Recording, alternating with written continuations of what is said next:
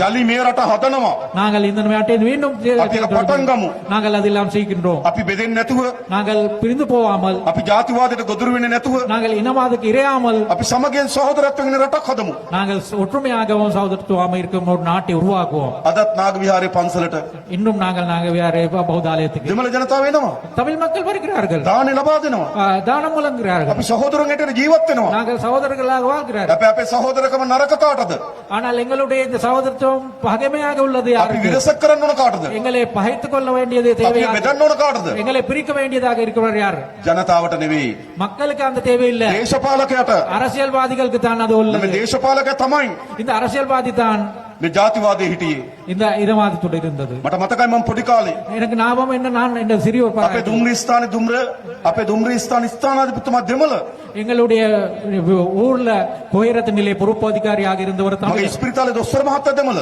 என்னுடைய ஊர்ல இருந்த மருத்துவமனையில் අපේ மருத்துவர் අපච්චි වැඩ தமிழ். කරේ මිනින්දොර දෙපාර්තමේන්තුවේ. என்னுடைய தந்தை வந்து நில அளவை திணைக்களத்தில் வேலை මිනින්දොර செய்தவர். මහත්තයා දෙමළ. அதுல இருந்த நிலவேளவையாளர் தமிழ் ஒருவர். අපි හොඳට හිටියා. நாங்கள் ஒற்றுமையாக இருந்தோம். ප්‍රශ්න තිබුණේ නෑ. எங்களுக்கு இடையில பிரச்சனை හැබැයි இருக்கவில்லை. දේශපාලක මේ ප්‍රශ්න හැදුවා. ஆனால் அரசியல்வாதிகள் இந்த பிரச்சனைகள் යලි ඒ යුගයේ අවසන්. ஆனால் அந்த காலம் முடிந்து விட்டது. අලුත් පරිච්ඡේදයක්. இது ஒரு புதிய அத்தியாயம், අලුත් රටක්. புதிய ஒரு நாடு, අලුත් යුගයක්. இது ஒரு புதிய காலம். අලුත් යුගයක් නෙවෙන්නේ කොහොමද? இது புதிய காலமாக இல்லாம இருக்கிறது දකුණේ எப்படி? ඉපදුණු මට, தென்னிலங்கையில் பிறந்த எனக்கு, සිංහල භාෂාවෙන් කතා කරන මට, சிங்கள மொழியில் பேசுகின்ற எனக்கு, ඔබ දහස් ගණන් එකතු වෙලා நீங்கள் ஆயிரக்கணக்கானவர் சேர்ந்து සමන්දමින් ඉන්නවා. மிக පසුගිය ජනාධිපති මැතිවරණයේදී අනුර කුමාර දිසානායක මහතා පේදුරු තුඩුවේ සිට දෙවුන්දර තුඩුව දක්වා සමස්ත ශ්‍රී ලංකා රාජ්‍යයේම විශිෂ්ට ලෙස ජයග්‍රහණය කළා.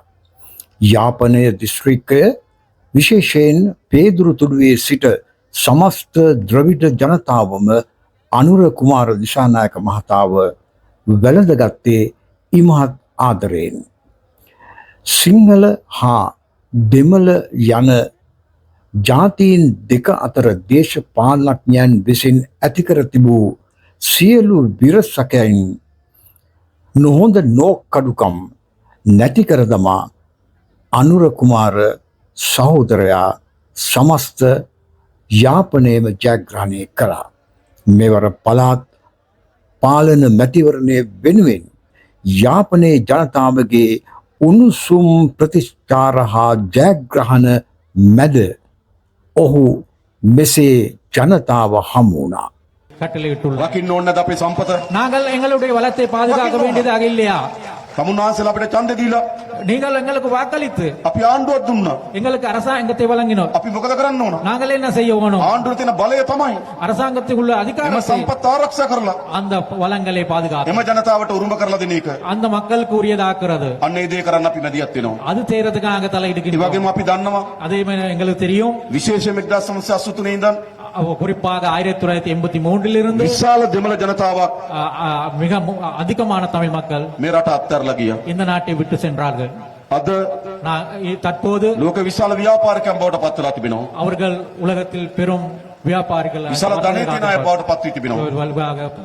மாறி இருக்கிறார்கள். මම මේ සියලු දෙමළ ඩයස්පෝරාවට ආරාධනා කරනවා. டயஸ்போராவில் இருக்க அனைத்துவருக்கும், ඔබගේ ඥාතීන් ඉන්න බිම, உங்களுடைய உறவினர்கள் இருக்கின்ற ඔබ ඉපදුණු බිම, நீங்கள் வளர்ந்த பிறந்த ඒ බිම ගොඩනගන්න, இந்த நிலத்தை கட்டியெழுப்புறதுக்கு, ඒ ජනතාවගේ ආර්ථිකය ගොඩනගන්න அந்த மக்களுடைய பொருளாதாரத்தை පුළුවන් තරම් ආයෝජනය කරන්න இயலுமான அளவுக்கு முதலீடு செய்ய, යලි උතුරට එන්න කියලා අපි ආරාධනා කරනවා. மீண்டும் வடக்குக்கு வர வேண்டும் என்று சொல்லி යලි நாங்கள் ලංකාවට එන්න කියලා අපි ආරාධනා කරනවා. மீண்டும் இலங்கைக்கு வர வேண்டும் என்று சொல்லி මේ රට සුරක්ෂිතයි. இந்த நாடு பாதுகாப்பானது, ජාතිවාදයෙන් තොර රටක්. இனவாதம் இல்லாத ஒரு நாடு, හැම වෙනා කෙනාගේම අයිතිවාසිකම් සාධාරණ ලෙස පිළිගන්න රටක්. எல்லோருடைய உரிமைகளும் சாதாரணமாக හැම நியாயமாக සංස්කෘතියකටම ගරු කරන රටක්. எல்லா பண்பாட்டினையும் மதிக்கின்ற ஒரு நாடு, හැම අයිතිවාසිකම්ම ආරක්ෂා කරන්න පෙළඹෙන රටක්. எல்லாருடைய பாதுகாப்பையும் නිසා உரிமைகளும் දාලා ගිහින් பாதுகாக்க. අපිට ආරාධනා කරනවා. எனவே அவர்களுக்கு நாங்கள் அழைப்பு නැවත මේ රට ගොඩනගන්න ඔබගේ ආයෝජනය කැඳවන්න. இன்னும் இந்த நாட்டினை சிறப்பாக அமைக்கிறதுக்கு உங்களுடைய முதலீட்டை இங்கு මේක செய்யுங்கள். අලුත් පරිච්ඡේදයක්. இது ஒரு புதிய அத்தியாயம். පැරණි කළු අතීතය අවසන් කරලා பழைய கருப்பான வரலாற்றினை மறந்துட்டு අලුත් අනාගතයක් සඳහා ගෙන යන පරිච්ඡේදයක්. இது இந்த அத்தியாயம் வந்து புதிய ஒரு எதிர்காலத்துக்கான මේක அத்தியாயம். ඉතාමත් වැදගත් දේශපාලන පරිවර්තනයක්. இது மிக முக்கியமான அரசியல் மாற்றம். අපේ අම්මලා තාත්තලා எம்முடைய தாய்மார்கள் தந்தைமார்கள் දීර්ඝ කාලයක් ප්‍රාර්ථනා කරපු ප්‍රාර්ථනය மிக நீண்ட காலமாக எதிர்பார்த்த ஒரு கனவு அது. විවිධ ආකාරයෙන් මෙවැනි ආණ්ඩු අපේක්ෂා කරා. பலவிதமான முறையில் இந்த வாரான அரசாங்கங்களை அவர் මෙවැනි எதிர்பார்த்தார். ආකාරයෙන් තමන්ගේ අයිතිවාසිකම් බලාපොරොත්තු වුණා. அதன் ஊடாக தங்களுடைய உரிமைகளை பாதுகாத்துக் கொள்ள வேண்டும் என்று எதிர்பார்த்தார். අන්න ඒ ආණ්ඩුව හදලා තියෙන්නේ. அந்த அரசாங்கத்தை நாங்கள் அமைத்துள்ளோம். ආණ්ඩුවක් හදලා දෙන මොන වගේ ආණ්ඩුවක්ද? நாங்கள் என்ன வகையான அரசாங்கத்தை உருவாக்க මහජනගේ මුදල් සතයක් කොරකම් කරන්න නැති ආණ්ඩුවක්. மக்களுடைய பணத்தை ஒரு சதம் கூட களவு செய்யாத ஒரு அரசாங்கத்தை உருவாக்கியுள்ளோம். මම ජනාධිපතිවරයා, நான் ஜனாதிபதி, අපේ රාම් චෞදර දීවර ඇමතිවරයා, ராம்சாவ் தோழர் வந்து கடல் தொழில் අපේ அமைச்சர், කුමරන් ඇතුළු മന്ത്രി කණ්ඩායම குமரன் தோழர் உட்பட நாடாளுமன்ற உறுப்பினர்கள் එක සහතිකයක් දෙන්න පුළුවන්. நாங்கள் ஒரு உறுதிமொழி வழங்குகிறோம். இந்த எவரையும் මහජනගේ සතයක් කොරකම් කරන්නේ නැහැ. மக்களுடைய ஒரு சதம் கூட களவு මහජනගේ සතයක් නාස්ති කරන්නේ නැහැ. மக்களுடைய ஒரு சதம் கூட விரயம் செய்ய අපේ மாட்டார். දොස්තර මහත්තයා எங்களுடைய மருத்துவ தோழர் அவர்கள் ලොකු ආදායමක් ලැබුවා. பெரிய ஒரு சம்பளத்தை பெற்றவர். පැත්තකින් තියලා දේශපාලනය කරනවා. அது விட்டுட்டு அரசியல் செய்கிறார். මොකක් වෙනුවෙන්ද? அது எதுக்காக? මේ රට හදන්න. இந்த நாட்டை මේ රටේ கட்டியெழுப்ப ජනතාවට හොඳ ජීවිතයක් උරුම කරලා දෙන්න. இந்த நாட்டின் மக்களுக்கு நல்ல ஒரு சிறந்த காலத்தை உருவாக்குறது. අපේ රටේ මොකද්ද පැරණි දේශපාලනය? எங்களுடைய நாட்டில் இருந்த பழைய அரசியல் என்ன? රට දුප්පත් වෙනවා. நாடு வறுமை நோக்கி ජනතාව දුප්පත් වෙනවා. மக்கள் வறுமை நோக்கி செல்கிறது. පාලකයා පොහොසත් වෙනවා. ஆட்சியாளர்கள் செல்வந்தர்கள் ஆகிறார்கள். කයිට්ස් වල පාලකයාත් පොහොසත් වුණා. ஆட்சியாளர்கள் செல்வந்தர்கள் ஆகினர். පොහොසත් උනේ නැද්ද? ஆட்சியாளர்கள் பணக்காரர்களாக மாற இல்லையா? නීති විරෝධී වැලි තොටු පොරවල් ගෙනියනවා. சட்டவிரோதமான மணல் அகற்றம் செய்கிறார்கள். නීති විරෝධී ක්‍රියාකාරකම් වල යෙදෙනවා. சட்டவிரோதமான செயல்பாடுகள் මේ විදිහට තමයි මේ රට තිබුණේ. அந்த நிலையில தான் இந்த நாடு இருந்தது. පළමු වතාවට අපි ඔක්කොම එකතු වෙලා ආණ්ඩුවක් හදලා තියෙනවා. இப்ப நாங்கள் எல்லோரும் சேர்ந்து ஒரு அரசாங்கம், මහජනගේ සතයක් කොරකම් කරන්නේ නැති, மக்களுடைய ஒரு சதம் கூட களவெடுக்காத, මහජනගේ සතයක් නාස්ති කරන්නේ නැති ආණ්ඩුවක්. மக்களுடைய ஒரு சதம் கூட விரயமாக்காத ஒரு அரசாங்கம். ඒ විතරක් නෙවෙයි. அது மாத்திரமல்ல, නීතිය කාටත් සමානයි. சட்டம் எல்லோருக்கும் பொதுவானது. දෙමළ සිංහල මුස්ලිම් කියලා වෙනම නීතියක් රටක නැහැ. சிங்கள தமிழ் முஸ்லிம் என்ற ஒரு சட்டம் இந்த நாட்டில் இல்லை. ධනෙ තියන අයට එක නීතියක්, දුප්පත් අයට තව නීතියක් එහෙම නැහැ. செல்வந்தருக்கு ஒரு சட்டம், வறுமையான ஒரு சட்டம் என்றது இல்ல. අපේ රටේ නීතිය කොහොමද තිබුණේ? எமது நாட்டில் எப்படி சட்டம் ධනෙ இருந்தது? තියන අයට එක නීතියක්, பணம் உள்ளவர்களுக்கு ஒரு சட்டம், දුප්පත් අයට තව නීතියක්. வறுமை உள்ளவர்களுக்கு வேற ஒரு சட்டம். ඒ යුගයේ අවසන්. அந்த காலம் முடிந்து விட்டது. දැන් තමුනාසලා බලන්න. நீங்கள் இப்ப பாருங்கள், පහුගිය දවස්වල கடந்த சில நாட்கள்ல ලියාපදිංචි නොකළ වාහන විශාල ප්‍රමාණයක් අහු වෙනවා. பதிவு செய்யப்படாத வாகனங்கள் நிறைய பிடிபட்டு கொண்டுள்ளது. සාමාන්‍ය ගමේ කෙනෙක් உதாரணமாக எடுத்துக்கொண்ட ஒரு கிராமம், අංක තාඩුවක් නැතුව බයිසිකලයක් පාරට දාන්නේ. ஒரு நம்பர் பிளேட் இல்லாத ஒரு மோட்டார் சைக்கிள் ரோட்டுக்கு கொண்டு போனாலும், හැබැයි ඇමතිවරු ஆனால் அமைச்சர்கள் என்ன ලොකු වාහන පාරට දානවා ලියාපදිංචි කරන්නේ නැතුව. ஆனால் அமைச்சர்கள் என்ன செய்திருக்கிறார்கள் என்றால், பதிவு செய்யப்படாத பெரிய ஒரு வாகனங்கள் ரோட்ல போய்க்கொண்டு, ඒගොල්ලන්ට නීතිය නැහැ. அவர்களுக்கு சட்டம் இல்லை. නීතියට උඩින් හිටිය අපේ රටේ පාලකයෝ. ஆட்சியாளர்கள் சட்டத்துக்கு விட உயர்ந்த நிலையில் இருந்தார்கள். ලංකාවේ පළමු වතාවට இலங்கை முதலாக කාට සමාන නීතියක් තියෙන රටක් හදලා තියෙනවා. எல்லோருக்கும் பொதுவான சட்டம் உள்ள நாட்டை நாங்கள் உருவாக்கியுள்ளோம். දැක්කනේ පහුගිය දවස්වල நீங்க கடந்த காலத்தில் வாழ்ந்திருக்கோம். පොලිස්පති පොලිසියට බය හැංගිලා හිටියා. அதாவது போலீஸ் மா அதிபர் போலீஸுக்கு பயந்து பதுங்கி இருந்தார். පොලිස්පතිට හැංගෙන්න වෙනවා කියන්නේ அதாவது போலீஸ் மா அதிபரே பதுங்கி இருக்க வேண்டிய நிலைமை නීතිය இருக்கும். කාට සමානයි. சட்டம் எல்லோருக்கும் பொதுவானது என்றுதான். නීතියේ භාගයට නීති නැහැ. அதாவது அறவாசிக்கு சட்டம் හැම என்பது කෙනාටම නීතිය එක සමානයි. எல்லோருக்கும் சட்டம் பொது. ඕන්න දෙහිම රටක් அவ்வாறு நாடு தேவையா? අර හැපැත්ත උතුරු මැද පළාතේ எங்களுக்கு இதுக்கு பக்கத்தில் இருக்க வட மத்திய மாகாணம், මහ ඇමතිවරයෙක් හිරේ ගියා. முதலமைச்சர் சிலைக்கு போனார். ආණ්ඩුවට කර පාඩුව ලක්ෂ 26යි. அரசாங்கத்துக்கு மேற்கொள்ளப்பட்ட நஷ்டம் வந்து 26 லட்சம், හිරේට අවුරුදු 16යි. சிறதண்டனை 16 வருடங்கள். හොඳද නරකද? அது நல்லதா கூடாததா? මේ වෙලාවෙත් இந்த நேரத்தில் මහ ඇමතිවරු දෙන්නෙක් රිමාන්ඩ්, இந்த நேரத்தில் முன்னாள் முதலமைச்சர்கள் இருவர் තව ඇමතිවරයෙක් රිමාන්ඩ්, ஒரு அமைச்சர் சிறையில, තව ඇමතිවරයෙක් හැංගිලා. இன்னொரு அமைச்சர் ஒதுங்கியுள்ள இருக்கிறார். රටේ නීතිය කාට සමානයි. நாட்டின் சட்டம் எல்லோருக்கும் பொது. ඕන්න දෙහිම රටක්. அவ்வாறான ஒரு நாடு தேவையில்லையா? රටක් අවශ්‍යයි. அப்படியான ஒரு நாடு தேவை. හිටපු ජනාධිපතිවරයන්ගේ முன்னாள் ஜனாதிபதி அவர்களுடைய පුත්තු දෙන්නෙකුට 2 புத்திரமார்கள் දැන් වෙනකොට නඩු 3ක් දාලා තියෙනවා. இப்போது 3 வழக்குகள் தாக்கல் செய்யப்பட்டுள்ளது. නඩු අහන්න අධිකරණේ வழக்கு விசாரிக்கிறது நீதிமன்றம். අධිකරණේ ප්‍රශ්නේ බේරයි. அது நீதிமன்றத்தால் தீர்க்கொள்ளும். මෙරට නීතිගරුක රටක් කරන්න ඕන. இந்த நாடு சட்டத்தை மடிக்கின்ற நாடாக மாற்ற வேணும். අපරාධ කරලා සැඟවිලා ඉන්න බෑ. குற்றங்கள் செய்து தப்பி இருக்க முடியாது. හොරකම් කරලා සැඟවිලා ඉන්න බෑ.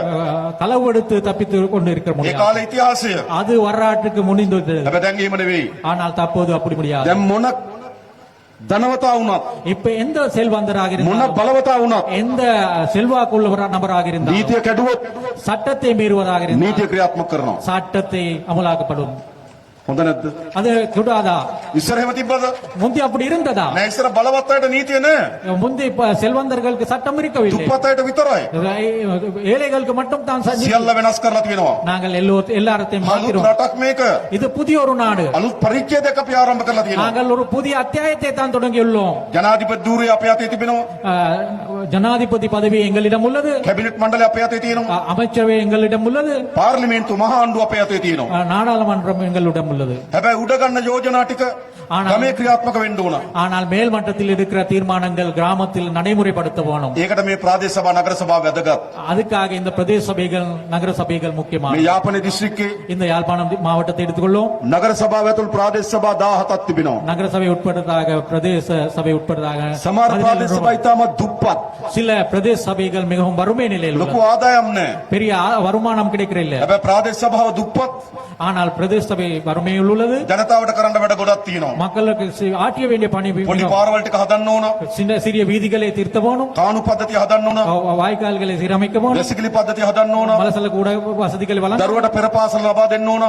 பிள்ளைகளுக்கு முன்பள்ளிகளை அமைக்க வேணும். සොහොන් පිටිය හදා ගන්න ඕන. மயானங்களை அமைக்க வேணும். මේ වගේ වැඩ ගොඩක් තියෙනවා ප්‍රාදේශ සභාවට. பிரதேச சபைகளுக்கு இவ்வாறான பல வேலைகள் உள்ளன. ඊළඟ වැඩ කරන්න සල්ලි මදි. இந்த வேலைகள் செய்யறதுக்காக பணம் ඒක போதாது. මොකද කරන්න ඕන? நாங்கள் என்ன செய்ய வேணும்? මධ්‍යම ආණ්ඩුවේ සල්ලි වන්න ඕන.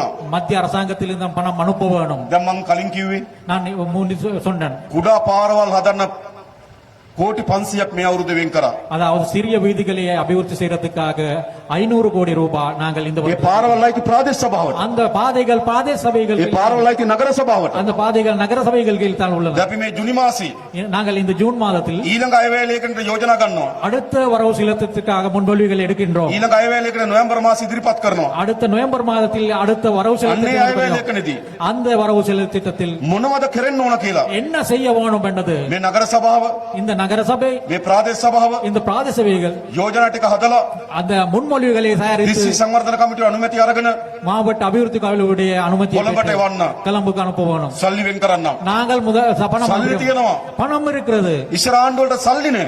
முந்தின அரசாங்கங்களுக்கு பணம் இருக்கவில்லை. අපේ ආණ්ඩුවට සල්ලි තියෙනවා. எங்களுக்கு பணம் உள்ளது. දැන් තියෙන වැඩේ මොකද්ද? இப்ப என்ன செய்ய වැඩ வேண்டும்? කරන්න ඕන. வேலை செய்ய வேணும். මම විශේෂයෙන්ම நான் குறிப்பாக මාර්ග සංවර්ධන අමාත්‍යංශයට මේ පළාතේ අපේක්ෂා කරනවා நான் குறிப்பாக வீதி அபிவிருத்தி இந்த இடத்தில் මේ වෙන් කරපු කෝටි 500 இந்த ஒதுக்கப்பட்ட 500 கோடி ரூபாய் අනිවාර්යයෙන්ම මේ අවුරුද්ද වියදම් කරලා கட்டாயமாகவே இந்த வருடத்தில் මේ පළාතේ පාරවල් ටික හදන්න ඕන. இந்த வீதிகளை புனரமைப்பு செய்ய வேணும். බැරි වුණොත් செய்யாமல் இருந்தால் දෙසැම්බර් මාසේ 31 වෙනිදා டிசம்பர் மாதம் 30ஆம் தேதி ඒ සල්ලි ඔක්කොම මහා ආණ්ඩුවට එනවා. அது திரும்பி மத்திய அரசாங்கத்தை நோக்கி ඉතින් செல்லும். දැන් ඕන වැඩ කරන්න எனவே இப்ப வேலை செய்ய வேணும். සල්ලි එවන්නම්. பணம் அனுப்புகின்றேன். මේ ජුනි මාසේ இந்த ஜூன் மாதத்துல ලබන අවුරුද්ද වැඩවලට යෝජනා ටික ගන්නවා. அடுத்த வருஷம் செய்ய வேண்டியதுக்காக முன்வழிவுகள் அனுப்ப வேணும். නොවැම්බර් මාසේ අයවැයේලයකට ඉදිරිපත් කරනවා. அது நாங்கள் நவம்பர் மாதத்தில் வர வரவு අන්න ඒකට මේ යාපනයේ නගර සභාවෙන් அப்ப இந்த யாழ்ப்பாண நகர சபை ප්‍රාදේශ සභාවෙන් යෝජනා ටික එන්න ඕන. பிரதேச சபையில் இருந்து යෝජනා ටික එනකොට அந்த முன்மொழிவுகளை வழங்கும் போது අපි බලනවා නගර සභාවේ ප්‍රාදේශ සභාවේ ඉන්නේ කවුද කියලා. நாங்கள் பார்க்கின்றோம் முனிசிபல் கவுன்சிலும் பிரதேச சபையில் இருக்கிறவர்கள் யார் என்பது. ජාතික ජන බලවේගයයි ඉන්න නම් தேசிய மக்கள் சக்தி தான் இருக்கிறதாக இருந்தா ඇස් පියාගෙන සල්ලි ටික වෙන් කරනවා. நாங்க கண்ணை மூடிக்கொண்டு பணத்தை ஒதுக்கின்றோம். හොරකම් කරන්නේ නැතිව දන්නවා. ஏங்க எங்களுக்கு தெரியும் இவர்கள் கள்ளர்கள் නාස්ති කරන්නේ இல்லை. නැතිව දන්නවා. இவர்கள் விரயமாக்க மாட்டார் என்று தெரியும். වෙන අය නම් ඉන්නේ ஆனா வேறாக்கள் தான் இருக்கிறதாக இருந்தால் 10 පාරක් හිතනවා. நாங்கள் 10 முறை சிந்திக்க வேணும். කොන්ක්‍රීට් පාරට සල්ලි ඉල්ලලා கான்கிரீட் வீதிக்கு இப்ப காசு போது පාරට කොන්ක්‍රීට් ටිකයි பாதைக்கு கொஞ்சம் கொண்டு සභාපතිගේ සාක්කුවට ගොඩයි. ஆனா தலைவருடைய பாக்கெட்டுக்கு அதிக பணமும் போகிறது. එහෙම නේද වෙන්නේ? அப்படித்தானே நடந்தது. එහෙම කරන්න දෙන්නේ නැහැ සල්ලි. அப்படி செய்யறதுக்கு நாங்கள் பணம் முடக்க මොකද மாட்டோம். වෙන්න ඕනකම තියෙන්නේ? எது எனக்கு வேணும்? අන්න මහා ආණ්ඩුව කරන වැඩේට அதாவது மத்திய அரசாங்கம் செய்யற ආ வேலைக்கு සමාන වැඩේ කරන්න ප්‍රාදේශ සභාව වුණා. அதே மாதிரி வேலை செய்கின்ற பாதி சபைகள் வேணும். මහා ආණ්ඩුව හොරකම් කරන්නේ නැහැ. மத்திய அரசாங்கம் களவெடுக்காம இருக்கும் போது නගර සභාව ප්‍රාදේශ සභාව හොරකම් කරන්නත් බෑ. எனவே நகர சபையும் பிரதேச சபையும் මහා ආණ්ඩුව නාස්ති කරන්නේ නැහැ. மத்திய அரசாங்கம் வந்து ප්‍රාදේශ සභාව නාස්ති කරන්නේත් නැහැ හොරකම් කරන්නේත් නැහැ. நகர சபையும் பிரதேச சபையும் விரயம் செய்யக்கூடாது. මහා ආණ්ඩුව වැඩ කරනවා. மத்திய அரசாங்கம் வேலை செய்து கொண்டு නගර இருக்கும் සභාව ප්‍රාදේශ සභාවත් වැඩ කරනවා. நகர சபையும் பிரதேச சபையும் வேலை செய்யும். එහෙනම් දෙන්න ඕන කාටද? அப்ப யாருக்கு வாக்களிக்க வேணும்? ජාතික ජන බලවේගය. தேசிய மக்கள் சக்திக்கு. මහා ආණ්ඩුව හොරකම් කරන්නේ නැහැ. தேசிய மக்கள் சக்தி களவெடுக்க மாட்டார். ප්‍රාදේශ සභාව හොරකම් කරනවා. ஆனால் பிரதேச சபை களவெடுக்க මහා ආණ්ඩුව නාස්ති කරන්නේ නැහැ. தேசிய மத்திய அரசாங்கம் களவெடுக்காம இருக்கும் ප්‍රාදේශ සභාව போது නාස්ති කරනවා. பிரதேச சபை களவெடுக்கிறதாக මහා ආණ්ඩුව වැඩ කරනවා. மத்திய அரசாங்கம் வேலை செய்து கொண்டு போகும் ප්‍රාදේශ සභාව කකුලෙන් අදිනවා. பிரதேச சபை வந்து அதுக்காக தடையாக இருக்கும் போது වෙන අයට දුන්නොත් වෙනදී.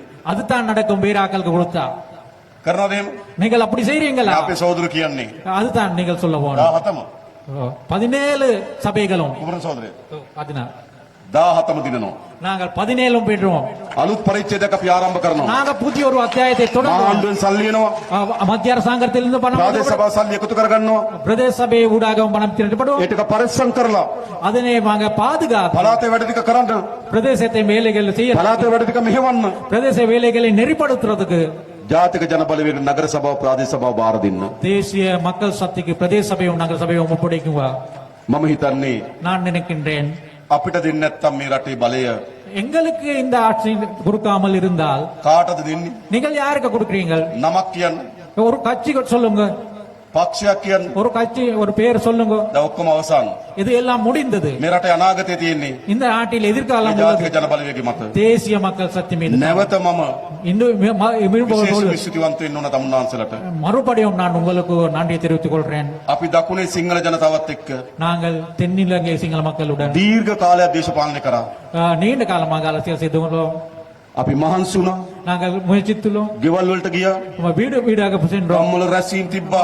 ஊர்களில் கூட்டம் வச்சோம். විශාල වේසක් දරුවා. நாங்கள் மிகவும் கடுமையான முயற்சி எடுத்தோம். හැබැයි මේ උතුරේ ஆனால் நாங்கள் வடக்கில் අපි ඒ තරම් මහන්සි වුණේ නැහැ. அவ்வளவு நாங்கள் கஷ்டப்படவில்லை. අපි දකුණේ යන තරම් ගම්වලට ගියේ නැහැ. நாங்கள் தெற்கில் போகின்ற அளவுக்கு கிராமங்களுக்கு අපි போகவில்லை. දකුණේ යන තරම් තමුන්නාන්සලා හම්බුනේ නැහැ. நாங்கள் தெற்கில் அளவுக்கு உங்களை சந்திக்கவில்லை. අපි එහෙ ප්‍රශ්න තරම් මේ ප්‍රශ්න ගැන අවධානය යොමු කරේ නැහැ. அந்த பிரதேசத்து மக்களுடைய பிரச்சனைகள் அளவுக்கு இந்த பிரதேச මම மக்களுடைய අවංකව பிரச்சனை- කියන්නේ. நான் நேர்மையாக சொல்கிறேன். දකුණේ ප්‍රශ්නයක් වුණොත් தென்னிலங்கையில் ஏதாவது ஒரு අපි பிரச்சனை இருந்தால் පක්ෂයකට ඒ කාලේ ගොඩාක් කෑ ගහනවා. நாங்கள் ஒரு கட்சி என்ற வகையில் அந்த காலத்தில் உத்துரை மிகவும் குரல் விவசாயம் கொடுத்தோம். வடக்கில் பிரச்சனையும் போது ඒක අපිට පමා වෙලා ඉන්නේ. அது எங்களுக்கு தாமதமாகி தான் ඒ அறியக்கூடிய ඔක්කොම තිබියදී அப்படியான ஒரு நிலைமையில் கூட තමුන්නාන්සලා අපිව විශ්වාස කරා. அந்த நிலைமையில கூட நீங்கள் எங்களை நம்பினோம். ඒක විශේෂ විශ්වාසයක්. அது ஒரு சுரிப்பான ஒரு நம்பிக்கை. අපි දැඩිව විශ්වාස කරනවා. நாங்க குறிப்பாக நம்பிக்கை මේ வைத்துள்ளோம். අල්ලගත්තු අත நீங்கள் பிடித்த இந்த கையை ආපහු අත්හරින්න නැති බව. நாங்கள் ஒருபோதும் நீங்கள் கைவிட மாட்டோம் என்ற நம்பிக்கை අත්හරිනවද මේ எங்களுக்கு- දෑත? நீங்கள் கைவிட போறீங்களா? අපි අත්හරිනවද මේ දෑත? நாங்கள் இந்த எடுத்த கையை கைவிட තව போறீங்களா? තවත් ශක්තිමත් කරගනිමු. நாங்கள் மேலும் மேலும் பழுப்படுவோம். අපි දෑත් එකට බැඳගමු. நாங்கள் இரு கைகளையும் ஒன்றாக අපි சேர்த்துக் දන්නවා கொள்வோம். ඔබට අසාධාරණ සිදුවී තිබෙන බව. உங்களுக்கு ஒரு அநியாயம் நடந்தது எங்களுக்கு අපි தெரியும். දන්නවා ඔබට ප්‍රශ්න තිබෙන බව. உங்களுக்கு பிரச்சனை இருக்கிறது என்று எங்களுக்கு අපි தெரியும். දන්නවා ඔබට අනන්‍ය ප්‍රශ්න තිබෙන බව. உங்களுக்கே உரிய பிரச்சனைகள் இருக்கும் என்றது எங்களுக்கு தெரியும். අපි ඔක්කොම පියවරෙන් පියවර විසඳන්නම්. அந்த பிரச்சனைகள் நாங்கள் படிப்படியாக தீர்ப்போம். අපි එකම සහෝදරත්වයෙන් ජීවත් වෙන රටක් හදමු. நாங்கள் எல்லோரும் சகோதரத்துடன் வாழ்கின்ற ஒரு நாட்டை අපි உருவாக்குவோம். විශේෂයෙන්ම එළඹෙන ඔක්තෝබර් මාසේ குறிப்பாக நாங்கள் எதிர்வரும் அக்டோபர் විශාල மாதத்தில் උත්සවයක් ලෑස්ති කරනවා. பெரும் ஒரு விழாவை நாங்கள் අපේ கொண்டாடுகின்றோம். රටේ තියෙන බෙදුණු උත්සව இந்த நாட்டில் பிரிந்து போன விழாக்கள் தான் காண අපි ඔක්කොම முடியாது. එකතු වෙලා උත්සවයක් සමරන්න ඕන. நாங்கள் எல்லோரும் சேர்ந்து ஒரு விழாவை கொண்டாட வேணும்.